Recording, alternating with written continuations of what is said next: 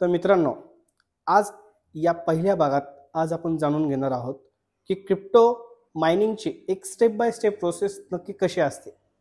Crypto mining crypto mining mining म्हणजेच आपल्या मराठी भाषेमध्ये याला म्हणलं जातं खनन. मित्रांनो, जसं कोळसा खाण, कोळशाची जशी खाण असते तसेच सोन्याची ही खाण असते. अगदी तसंच आपण म्हणलं तरी चालेल, क्रिप्टोची पण एक खाण असते. यामध्ये जास्त काही फरक नाही, फक्त एक फरक आहे, तो म्हणजे टेक्नॉलॉजीचा.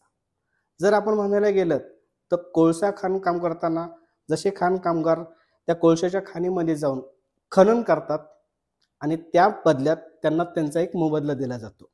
सेम या पद्धतीने सोन्याच्या खाणमध्ये पण काही कामगार तिथं आतमध्ये जाऊन जे खनन करतात त्याच्या बदल्यात त्यांना काय दिला जातो, मोबदला दिला जातो. अगदी याच पद्धतीने क्रिप्टो मायनिंग मध्ये सुद्धा खनन केलं जातं. पण मित्रांनो, यामध्ये फक्त आहे टेक्नॉलॉजीचा पार्ट. या टेक्नॉलॉजीच्या साहाय्याने एक क्रिप्टो मायनर व्यवस्थितरित्या मायनिंग करतो आणि त्या मायनिंगच्या बदल्यात त्याला त्याचा रिवॉर्ड मिळाला जातो. यालाच म्हणतात क्रिप्टो मायनिंगचा रिवॉर्ड, जो की त्याचा प्रॉफिट म्हणून त्याला मिळत असतो. तर याच एक सिक्वेन्शियल प्रोसेसमध्ये एक स्टेप बाय स्टेप प्रोसेस असते. ती कशी असते ते पूर्णपणे आपण आता व्यवस्थित समजून घेऊ. तर मित्रांनो, सगळ्यात पहिली स्टेप येते की तुम्हाला कोणता कॉइन माइन करायचा आहे त्याचे पहिले रिसर्च करावं लागते. रिसर्च करत असताना त्या कॉइन मध्ये जसे की वेगवेगळ्या प्रकारचे क्रिप्टो कॉइन्स जसे मार्केटमध्ये अवेलेबल आहेत, उदाहरणार्थ बिटकॉइन, इथेरियम, डॉज कॉइन यासारखे बरेचसे कॉइन मार्केटमध्ये अवेलेबल आहेत. त्याच्यामध्ये एक महत्त्वाचा एक पॅरामीटर त्याच्यामध्ये तपासला जातो, तो म्हणजे त्याची प्रॉफिटेबल कॅपॅसिटी. यालाच म्हणतात त्याची नफा देण्याची कार्यक्षमता.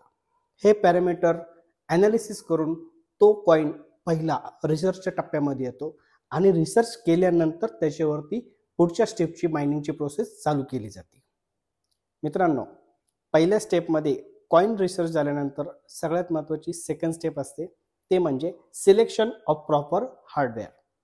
बिटकॉइनच्या किंवा इतर कुठल्याही कॉइनच्या प्रकारावरनं त्याचे हार्डवेअर निवडले जाते. या हार्डवेअर मध्ये सगळ्यात पहिल्या आपण डिस्कस करणार आहोत ASIC minor. ASIC is stand for application specific integrated circuit minor. या हार्डवेअरचं एक स्पेसिफिकेशन असं आहे किंवा एक ऑब्जेक्टिव्ह असा आहे, हा ASIC मायनर हा एक विशिष्ट कॉइन माइन करण्यासाठी फक्त वापरला जातो. ASIC मायनर या हार्डवेअरचं एक चांगला आउटपुट जर म्हणता आलं तर क्रिप्टोकरन्सीमध्ये क्रिप्टोकरन्सीचा राजा म्हणजे बिटकॉइन हे एक त्याचं एकमेव उदाहरण आहे. ASIC हार्डवेअरच्या माध्यमातून बिटकॉइन या कॉइनचं मायनिंग केलं जातं. मित्रांनो, हार्डवेअरमध्ये दुसरा पार्ट येतो की GPU. GPU म्हणजे दुसरं काही नाही, ग्राफिक्स कार्ड. ग्राफिक्स कार्ड या हार्डवेअरचा वापर करून देखील अनेक प्रकारचे मल्टिपल कॉइन्स माइन केले जातात. आपण यापूर्वी चर्चा केली होती ASIC मायनर आणि आता GPU, या दोघांमध्ये एकच फरक आहे. ASIC मायनर हा फक्त एक विशिष्ट स्पेसिफिक कॉइन माइन करण्यासाठी वापरला जातो. तर GPU म्हणजेच ग्राफिक्स कार्ड यासारखे हार्डवेअर वापरून अनेक प्रकारचे कॉइन आपल्याला माइन करता येतात. मित्रांनो, हार्डवेअर यामध्ये तिसरा महत्त्वाचा पॉईंट जे येतो, यामध्ये कम्प्युटर सेटअप. मायनिंग करणाऱ्या कम्प्युटरचा सेटअप आपल्याला व्यवस्थितरित्या सिस्टमॅटिकपणे सिक्वेन्स पद्धतीने आपण असेंबल करणे, हे देखील सगळ्यात महत्त्वाचा पॉईंट याच्यामध्ये कन्सिडर केला जातो.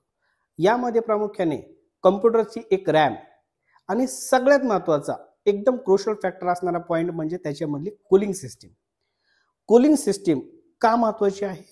कारण मायनिंग करत असताना प्रत्येक हार्डवेअर एक रनिंग प्रोसेसमध्ये कंटिन्युअसली एक हीट जनरेट करत असतो. त्यामध्ये कूलिंग सिस्टीम आणि कूलिंग सिस्टीम किती इफेक्टिव्ह पद्धतीने कूलिंग करते हे देखील क्रिप्टो मायनिंग या प्रोसेसमधलं अतिशय महत्त्वाचा एक पॉईंट हार्डवेअरमधला मानला जातो. मित्रांनो, क्रिप्टो मायनिंगच्या हार्डवेअर सेटअपमध्ये तिसरा प्रामुख्याने पॉईंट येतो की जो आपला कॉम्प्युटर सेटअप. कॉम्प्युटर सेटअपमध्ये प्रामुख्याने महत्त्वाचे जे पॉईंट्स आहेत ते म्हणजे कम्प्युटरची रॅम, आपल्या कम्प्युटरचा मदरबोर्ड. हे क्रुशल फॅक्टर इफेक्ट करतात की कम्प्युटरच्या सेटअपच्या परफॉर्मन्सवरती. मित्रांनो, कम्प्युटर सेटअप या पॉईंटनंतर येणारा चौथा महत्त्वाचा पॉईंट म्हणजे आपले मायनिंगचे सॉफ्टवेअर.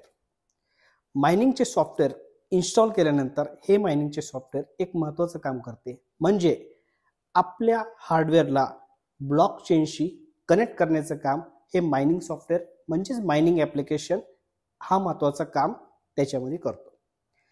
मायनिंग सॉफ्टवेअरमध्ये जर आपण डिस्कस केलं तर CG मायनर, त्याच्यानंतर नाईस हॅश, यानंतर फोनिक्स मायनर, हाईव्ह OS या प्रकारचे वेगवेगळे मायनरचे ॲप्लिकेशन्स म्हणजेच मायनिंगचे सॉफ्टवेअर अवेलेबल जे आहेत, हे सॉफ्टवेअर एक महत्त्वाचं काम जसं करतात, आपल्या ब्लॉकचेनला आणि आपल्या हार्डवेअरला कनेक्ट करण्याचं काम हे मायनिंगचे सॉफ्टवेअर म्हणजेच मायनिंगचे ॲप्लिकेशन करत असते. मित्रांनो, mining application, mining software install केल्यानंतर सगळ्यात महत्त्वाची पुढची 5वी स्टेप, ती स्टेप आहे क्रिप्टो वॉलेट. या क्रिप्टो वॉलेटमध्ये एक मायनरचा जमा झालेला प्रॉफिट त्याला त्या क्रिप्टो वॉलेटमध्ये मिळला जातो. क्रिप्टो वॉलेटच्या बाबतीत जर म्हणायला गेलं तर आपल्या सर्वांना माहिती असेल की बायनान्स, त्याच्यानंतर ट्रस्ट वॉलेट, त्याच्यानंतर मेटामास्क, लेजर असे बऱ्याच प्रकारचे क्रिप्टो वॉलेट मार्केटमध्ये अवेलेबल आहेत. एक मायनरचा तो प्रॉफिट या क्रिप्टो वॉलेटच्या सहाय्याने त्याच्या क्रिप्टो वॉलेटमध्ये सेव्ह केला जातो. मित्रांनो, 6वी स्टेप ज्याच्यामध्ये मायनिंग पूल सिस्टीम. क्रिप्टो मायनिंगमध्ये मायनिंग पूल सिस्टीममध्ये सगळ्यात महत्त्वाचे 2 प्रकार असतात. एक म्हणजे सोलो मायनिंग आणि दुसरं म्हणजे पूल मायनिंग. याच्यामध्ये एक बेसिक डिफरन्स आहे. सोलो मायनिंग एक वैयक्तिक मशीन जी क्रिप्टो मायनिंगसाठी वापरली जाते, आणि पूल मायनिंग ज्याच्यामध्ये multiple computers, multiple system collaborate होऊन एकत्रपणे येऊन क्रिप्टो मायनिंग करत असतात. त्याचे फायदे आणि त्याचे बाकीचे टेक्निकल पॅरामीटर्स आपण त्याच्या पुढील भागामध्ये बघणार. मित्रांनो, 7 नंबरची प्रोसेस, या 7 नंबरच्या प्रोसेसला म्हणतात सॉफ्टवेअर कॉन्फिगर करणे. सॉफ्टवेअर कॉन्फिगर करत असताना सगळ्यात पहिली स्टेप येते की यामध्ये वॉलेट ॲड्रेस आपल्याला टाकावा लागतो. वॉलेट ॲड्रेस म्हणजे आपलं क्रिप्टो वॉलेट, ज्यामध्ये आपला एक रिवॉर्ड आपल्याला मिळत असतो. यानंतर सेकंड स्टेप असते मायनिंग पूलचा URL ॲड्रेस या सिस्टीममध्ये आपल्याला टाकावा लागतो. त्यानंतर जे हार्डवेअर आपण त्याच्यामध्ये इन्कॉर्पोरेट केलं आहे त्या हार्डवेअरची सेटिंग्स ओळखून आपल्याला पुढची प्रोसेस त्याच्यामध्ये करावी लागते आणि पुढील सेटिंग्स त्या पद्धतीने करावी.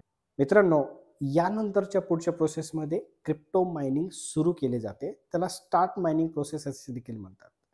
या मायनिंग प्रोसेसमध्ये सॉफ्टवेअर रन केल्यानंतर आपला कॉम्प्युटर त्या नेटवर्कचे हॅश कॅल्क्युलेशन करायला सुरुवात करतो आणि कॅल्क्युलेशन केल्यानंतर क्रिप्टो मायनिंग एकंदरीत चालू झाले असं आपल्याला म्हणता येतं.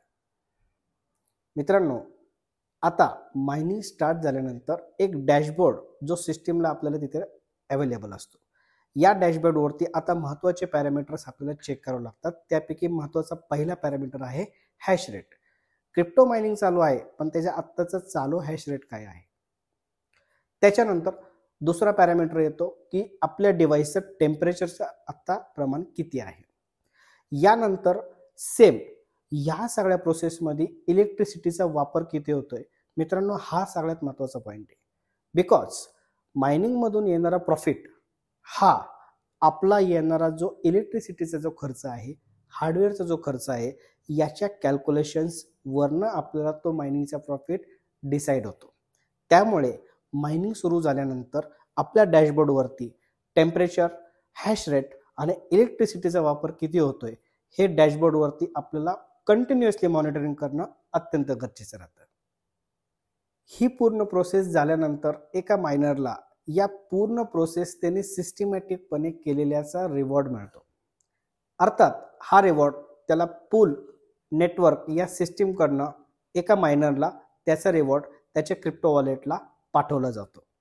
एक मायनरचं पूर्ण जबाबदारी एकच असते की ही पूर्णपणे जी सिक्वेन्शियल जी प्रोसेस आहे याचं मॉनिटरिंग करणे, तपासण्या करणे, अडथळा न येऊन देणे आणि व्यवस्थितरित्या ही सिस्टीमपणे सिक्वेन्स पद्धतीने ही सिस्टीम सुरळीतपणे पार पडणे हे एक मायनरची जबाबदारी असते आणि याचाच मोबदला त्याला त्याच्या क्रिप्टो वॉलेटमध्ये दिला जातो. तर मित्रांनो, ह्या 10 स्टेप्स एकंदरीत ही पूर्णपणे प्रोसेस जी आपण बघितली ती क्रिप्टो मायनिंगची सुरुवातीपासूनची एक जनरल प्रोसेस होती. या स्टेप्सद्वारे पूर्ण प्रोसेस केली जाते. मित्रांनो, आता पुढच्या भागामध्ये आपण बघणार आहोत क्रिप्टो मायनिंगचे क्लासिफिकेशन, अर्थात क्रिप्टो मायनिंग कोणकोणत्या पद्धतीने केले जाते. भेटूयात पुढच्या भागात.